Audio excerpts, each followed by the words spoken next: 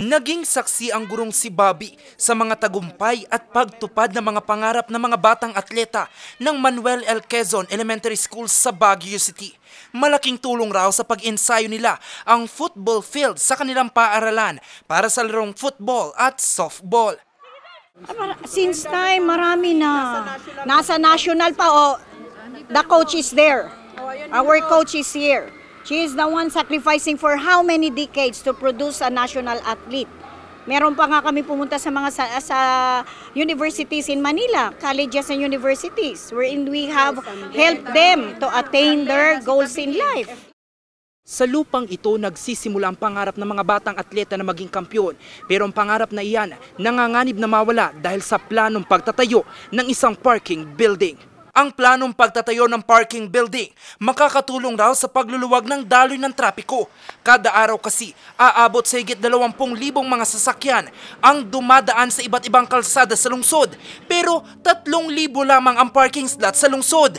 Ibig sabihin, 17,000 mga sasakyan pa ang walang parking slot. Alam niyo naman yung objective ng gobyerno doon is very, very noble, no?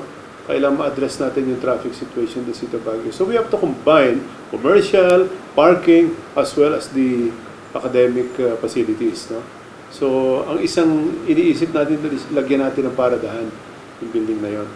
Pero yun na nga, maraming ini-invoke nila yung presidential proclamation that yung presidential proclamation doon ay dapat ang gamit ng building na yon.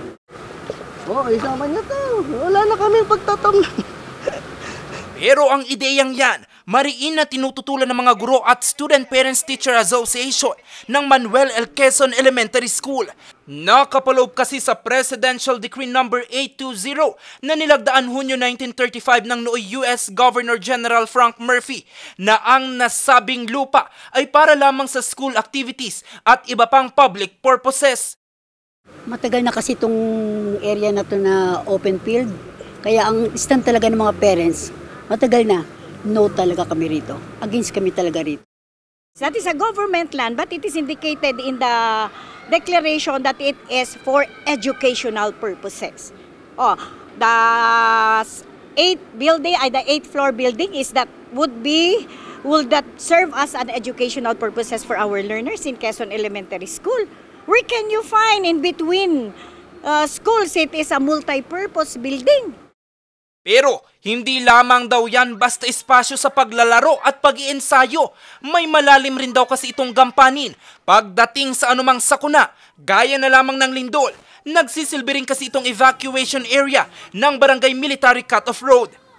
Kaya pumunta ang barangay council doon kasi kami tumututol doon dahil yun ang ginawa ng barangay na relocation site pag may lindol.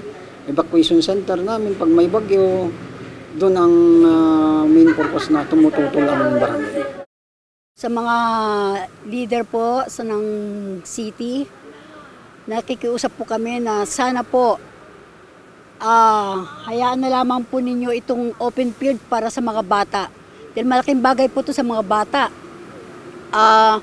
Ito po talagang palaruan ng mga bata pagka during recess, during break time nila, dito sila naglalaro. Mas safe sila rito eh. Ang mga agam-agam na mga magulang, guro, barangay at mga residente, handa raw na sagutin ng pamahalaang lungsod. It requires public consultation. There should be alignment between the public and the government. Sa 17 ng Abril, isang public consultation ang gagawin upang pakinggan ang bawat panig at kung itutuloy pa ba ang nasabing proyekto. Jose Robert Inventor para sa Luzon Headlines.